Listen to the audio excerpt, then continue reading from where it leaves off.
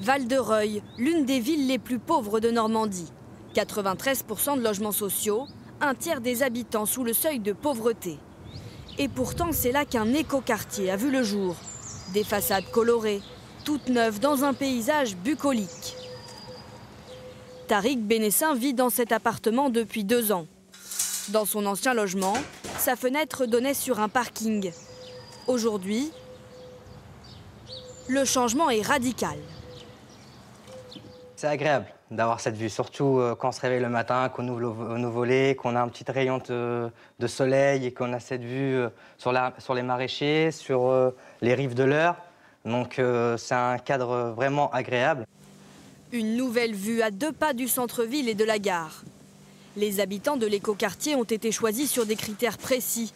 Leur respect de l'environnement et leur volonté de changer leurs pratiques au quotidien. Ils sont donc invités à trier leurs déchets.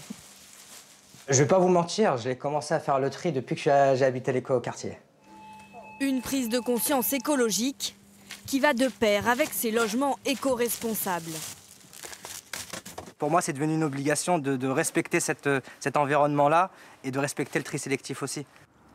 Au détour des allées dans l'éco-village, le nom des rues est évocateur.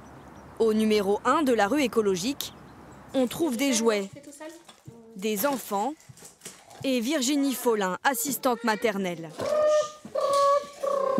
Pour cette maison de 88 mètres carrés, elle paye 700 € par mois et elle économise sur ses charges. Démonstration.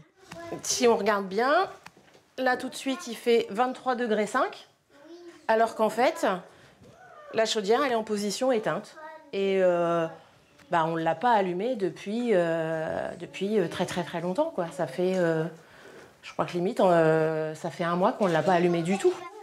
Grâce à l'épaisseur des murs et une bonne isolation, la chaleur est conservée. Rien à voir avec son ancien logement très coûteux en énergie. À l'époque, je payais 195 € d'électricité par mois. Et depuis qu'on est ici dans l'écoquartier, on paye 60 € par mois, à peu près. Une vraie différence. Ah mais c'est énorme, énorme. C'est un changement radical. La tête pensante de ce nouveau quartier, c'est lui, Philippe Madec, un architecte pionnier de l'éco-responsabilité. On a développé à la fois un parc public, le parc des Berges de l'Eure, une possibilité d'horticulture et aussi des jardins familiaux qui s'installent dans un grand espace ouvert.